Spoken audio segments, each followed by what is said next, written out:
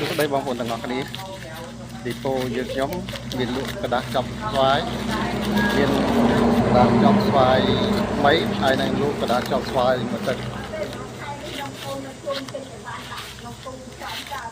នៅខាងក្រោយខ្ញុំនោះគឺกระดาษចប់ស្វាយថ្មីហើយនឹងกระดาษចប់ស្វាយគឺ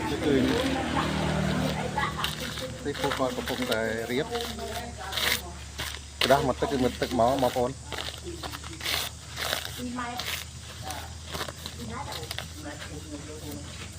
ហើយបើសិនជាបងប្អូនត្រូវការ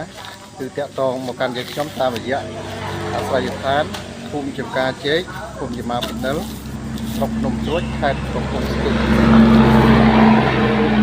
តាមបណ្ដោយផ្លូវជាតិលេខ4ត្រង់គីឡូម៉ែត្រ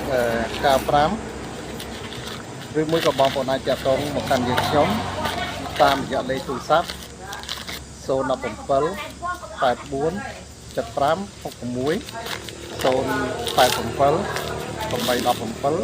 017 097 88 18និង353សូមអរគុណសូមជម្រាបលាបាយបាយ